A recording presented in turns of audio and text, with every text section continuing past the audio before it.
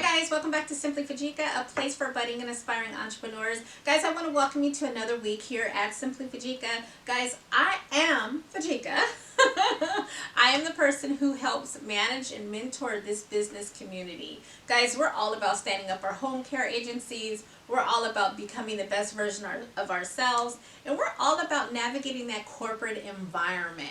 So guys, I do want to welcome you for another week. If you're new to this channel, thanks for stopping by. I sincerely hope if this is content that you like, that you would like the video, subscribe to the channel, and make sure you hit that bell notification so that you're notified every time I drop a new video.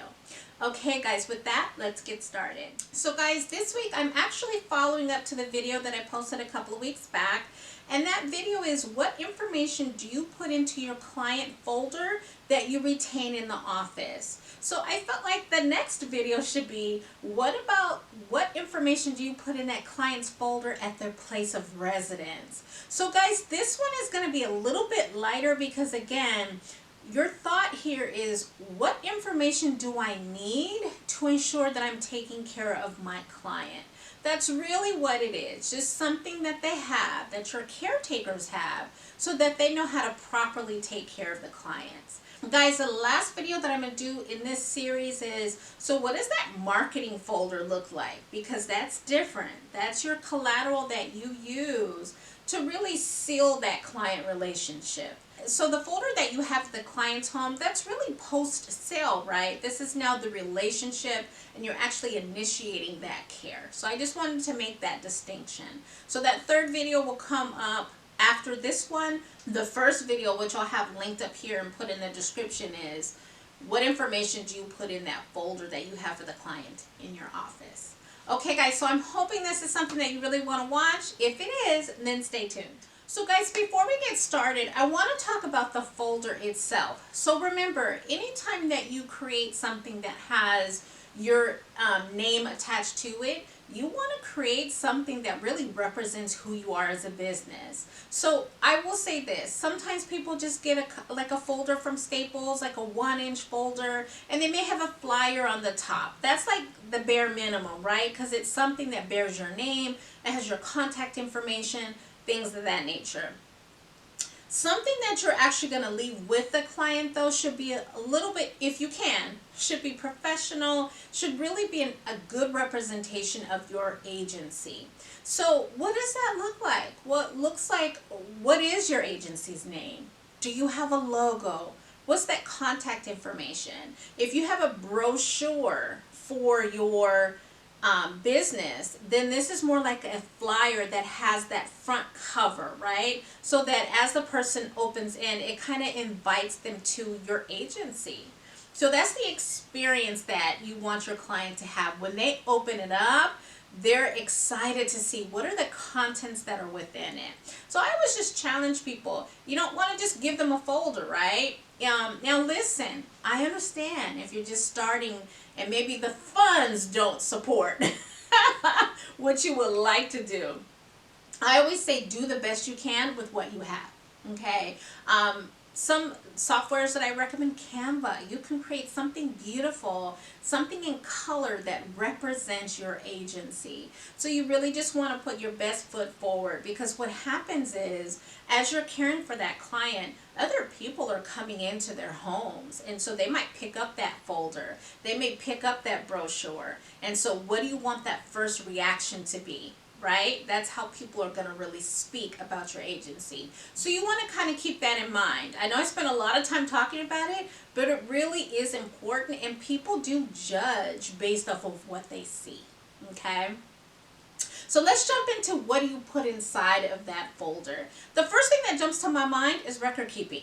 Okay, so a lot of times, like me for instance, we didn't have software at first, okay, when we initially launched, because I didn't know who to contract with. I didn't know a lot about the vendors. And so really what I had was a timesheet. Okay. And so that home health aide that's working for you is documenting when they're coming in, when they're taking their lunch, and when they're leaving for the day. They're initialing that what they're putting on that timesheet is accurate.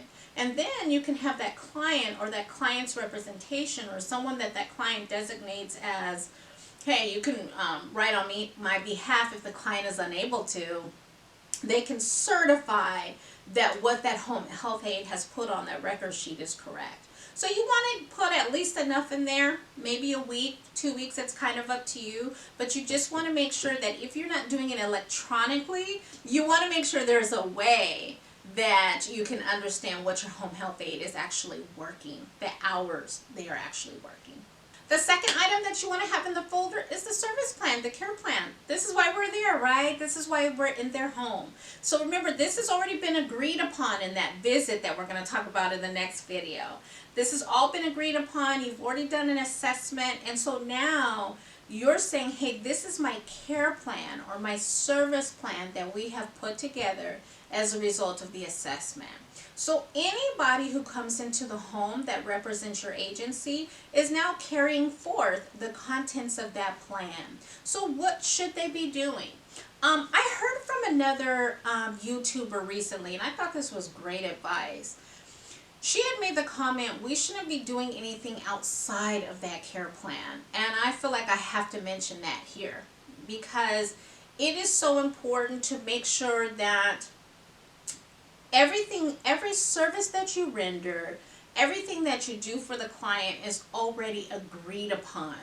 You really don't want to step outside of that agreement and then something happens because again, now that coverage is gone, right? Because now you're outside of the scope of the duties that you guys have discussed. And so you really don't want to have yourself caught up in doing something you shouldn't have been doing to begin with. So again, anyone who's representing your agency should be in the know of what that service plan is and the contents of it.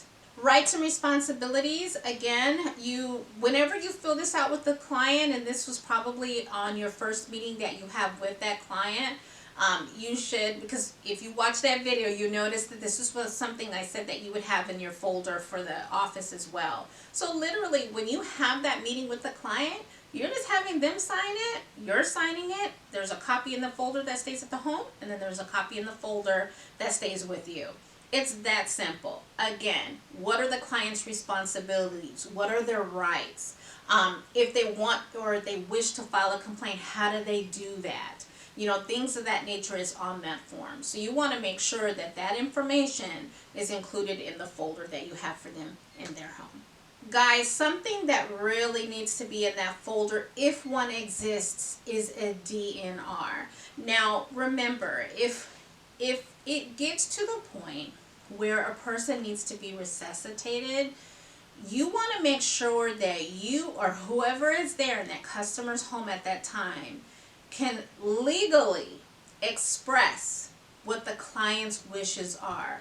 You want to make sure that that is documented though, because conversations don't mean anything when the rubber hits the road. And so a person may be expressing their wishes to you. They might be just having candid conversation, but they haven't documented anything. And so you don't want to then move forward with what you think the client wants, and there's nothing in writing to back that up. So just make sure you think of yourself, you think of covering your agency and doing what's right for the client. You want to honor their wishes, but those wishes do need to be in writing. Guys, the last document that I'm going to talk about, or the last item that I want to talk about, is allergies. And I'm so surprised I don't hear a lot of people talking about this. But I think I know the reason why. Because I have allergies and I have children who have allergies, I'm a little bit more sensitive to this topic. Guys, allergies are real and they are very dangerous. And so even though the client should have revealed, and that should certainly be part of your assessment, the person who is representing your agency, they should know what the client is allergic to, especially if they're preparing meals, especially if this person has allergies to strong scents, right? So this is something that's probably going to go in your handbook, but how much perfume should a caretaker be wearing? These are some of the things that you really need to make sure your home health aide is in the know of, because again, it could hamper how that home health aide takes care of the client. And so I say this because I have noticed most people don't have allergies. And so this is not something that is front of mind for them. I'll give you an example. My youngest son has an allergy to peanut butter. We had that discussion with his school's administration. We had his EpiPen on file, all of that good stuff. They ended up doing a project, and some of the material in the project included peanut butter. So that administration thought it was okay because he wasn't consuming the peanut butter, that he could handle it. What they didn't understand is he's a little boy, he's 2 or 3 at the time. He's touching the peanut butter. Guess what? He's putting it in his mouth. He's rubbing his eyes. He's doing all kinds of stuff. You know why? He's 3. So thank goodness this is something that worked out, but I think it illustrates my point greatly, which is no one was being malicious. No one was trying to harm my son. But because they didn't make that connection, that could have proved fatal. And so as business owners, we have to make sure that we're dotting all those I's and crossing all that T's as it relates to client care. Okay, guys, that is the last tip that I have for you, but kind of continue the conversation in the comments. For those of you who already have home care agencies, what do you make sure is in that folder? Okay, so for me, the answer to that is if you're in a regulated state, there should be some guidance out there. Some of you are in a non-regulated state. I would still make sure to have certain items because, again, you want to make sure you're protecting yourself as a business owner. And guys, if you haven't already, do me a favor by subscribing to the channel, liking the video, and hitting that bell notification so that you're notified every time I drop a new video. That's all I have for you guys. Stay blessed.